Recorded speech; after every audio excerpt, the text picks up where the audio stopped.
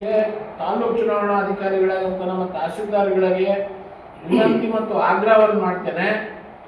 BLOಗಳ ಮೇಲೆ ಅನಾವಶ್ಯಕ ಒತ್ತಡ ಏನಾದರೂ ಹಾಕಿ ಯಾರಾದರೂ ಅಲ್ಲಿರುವಂಥ ಸ್ಥಳೀಯ ವ್ಯಕ್ತಿಗಳು, ಯಾಕಂದರೆ ಇವತ್ತು ಸರ್ಕಾರ ಕಾಂಗ್ರೆಸ್ ಸರ್ಕಾರ ಇದೆ, ದಾಖಲೆಗಳಲ್ಲಿ ಏನಾದರೂ ಗೊಂದಲ ಇದ್ದಂಥವನ್ನ ದಾಖಲೆಯ ಸರಿಯಾದಂಥ ಪರಿಶೀಲನೆ ಮಾಡಿದರೆ ಏನಾದರೂ ನೀವು ಎಂಟ್ರಿಗಳನ್ನು ಮಾಡಿದ್ದೇ ಆದರೆ ಖಂಡಿತ ಅದರ ಮೇಲೆ ಅದನ್ನು ತಪಾಸಣೆ ಒಳಮಾಡುವಂಥದ್ದು ಅಥವಾ ಅದನ್ನು ಪರಿಶೀಲನೆಗೆ ಪುನರ್ ಪರಿಶೀಲನೆಗೆ ಒಳಗಾಗುವಂಥ ಸಂದರ್ಭದಲ್ಲಿ BLOಗಳು ಸರಿಯಾಗಿ ಕೆಲಸ ಮಾಡಿಲ್ಲ ಅಂತಂದರೆ ಖಂಡಿತ ಅವ್ರ ಮೇಲೆ ಕಾನೂನು ರೀತಿ ಕ್ರಮ ಜರುಗಿಸುವಂಥ ಅಧಿಕಾರ ಚುನಾವಣಾ ಆಯೋಗಕ್ಕಿದೆ.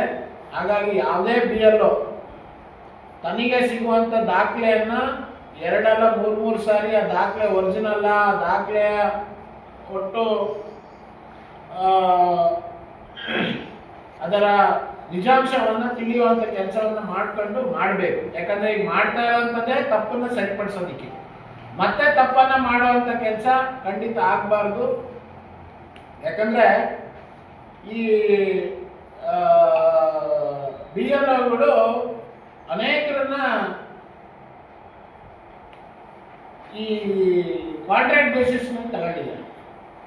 ಅವ್ರು ಯಾರೂ ಕೂಡ ಈ ಕೆಲಸವನ್ನು ಹಿಂದೆ ಮಾಡಿದವರಲ್ಲ, ಅವರಿಗೆ ಟ್ರೈನಿಂಗ್ ತಾತ್ಕಾಲಿಕವಾಗಿ ಕೊಟ್ಟಿದ್ದಾರೆ, ಅವ್ರ ಮೂಲಕ ಮಾಡಿಸ್ತಾ ಇದ್ದಾರೆ.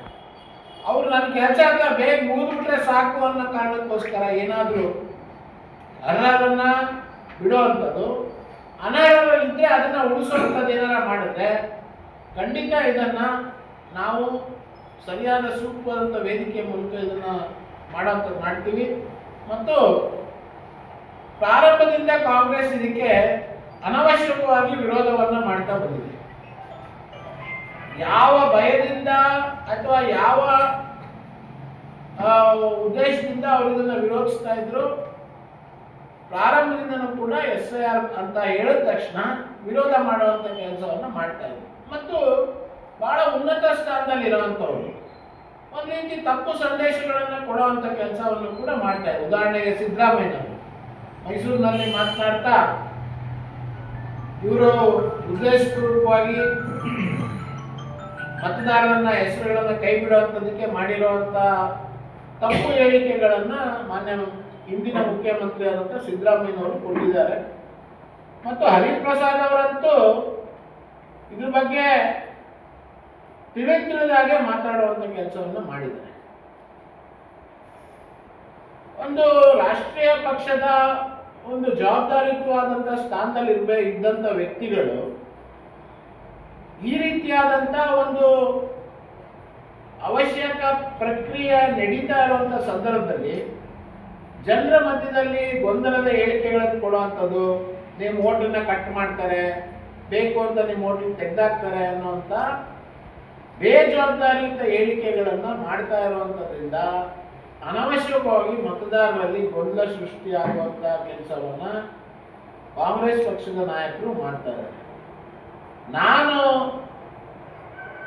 ಅವರಿಗೆ ಹೇಳುವಂಥದ್ದೇನು ಅಂತಂದ್ರೆ,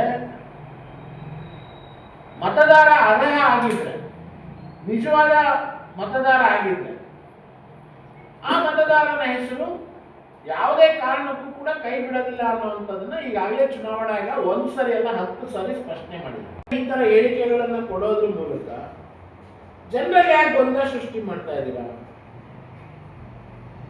ಜನರನ್ನ ಯಾಕೆ ದಾರಿ ತಪ್ಪಿಸುವಂತ ಕೆಲಸವನ್ನು ಮಾಡ್ತಾ ಇದ್ದೀರಾ, ಜನರಿಗೆ ಯಾಕೆ ಚುನಾವಣಾ ಆಯೋಗದ ಮೇಲೆ ಇಟ್ಟಿರುವಂತ ವಿಶ್ವಾಸ ಕಡಿಮೆ ಆಗುವಂತ ರೀತಿಯಲ್ಲಿ ಮಾಡಿದ್ದೀರಾ.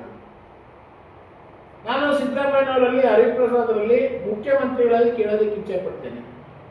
ಒಂದು ಕಡೆ SIR ಅನ್ನ ವಿರೋಧ ಮಾಡ್ತೀನಿ ಅಂತ SIR ಮಾಡ್ತಾ ಇರೋದೇ ಸರಿ ಇಲ್ಲ ಅಂತ ಹೇಳ್ತೀರಾ, ಇನ್ನೊಂದು ಕಡೆ ಮುಂದೆ ನೀವು ಮಾಡುವಂತ ಫಲಾನುಭವಿಗಳ ಪಟ್ಟಿಗೆ SIR ಅಲ್ಲಿ ಸಿಗುವಂತ ದಾಖಲೆಯನ್ನು ನಾವು ಬೇಸ್ ಆಗಿ ಇಟ್ಕೊಂಡು ಅದನ್ನ ಆಧಾರವಾಗಿ ಇಟ್ಕೊಂಡು ನಾವು ಮುಂದೆ ಇದನ್ನ ಮಾಡ್ತೀವಿ ಅಂತ ಹೇಳಿಕೆಯನ್ನು ಕೂಡ ಕೊಡ್ತೀರಾ. ಅಂದ್ರೆ ನಿಮ್ಮ ಹೇಳಿಕೆಗಳಲ್ಲಿ, ಎರಡು ಹೇಳಿಕೆಗಳಲ್ಲಿ ಒಂದಕ್ಕೊಂದು ವ್ಯತಿರಿಕ್ತ ಆಗ್ತಾ ಇಲ್ವಾ? ನೀವು SIR ಅನ್ನ SIR ಸಿಗುವಂತ ದಾಖಲೆಯನ್ನ ಫಲಾನುಭವಿಗಳ ಪಟ್ಟಿಗೆ ಹೋಲಿಕೆ ಮಾಡ್ತೀರಾ, ಅವ್ರೇನು ಕರ್ನಾಟಕದ ಮತದಾರ ಅಂತೇಳಿ ಒಂದ್ ಕಡೆ ಮುಖ್ಯಮಂತ್ರಿ ಹೇಳ್ತಾರೆ, ಇನ್ನೊಂದ್ ಕಡೆ ಹೇಳ್ತಾರೆ SIR ಮಾಡ್ತಾ ಇರೋದೇ ಸರಿಯಲ್ಲ, SIR ಮಾಡ್ತಾ ಇರೋದೇ ದುರುದ್ದೇಶದಿಂದ ಅಂತ ಹೇಳ್ತಾರೆ. ಈ ರೀತಿಯಾದಂಥ ದ್ವಂದ್ವ ನಿಲುವುಗಳನ್ನ ಕಾಂಗ್ರೆಸ್ನವರು ಮಾಡುವಂಥದ್ದನ್ನು ನಿಲ್ಲಿಸಬೇಕು. ಮತ್ತು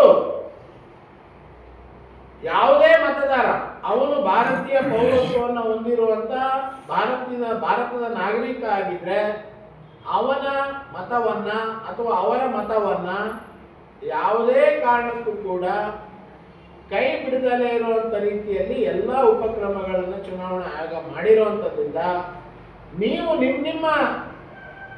ನೀವು ಸುಳ್ಳು ಮತದಾರನ ಸೇರಿಸಿರುವಂತ ವ್ಯಕ್ತಿಗಳನ್ನ ಕಾಪಾಡುವಂತ ನಿಟ್ಟಿನಲ್ಲಿ ಇವೆಲ್ಲ ಹೇಳಿಕೆಗಳನ್ನ ಕೊಡ್ತಾ ಇದ್ದೀರಾ.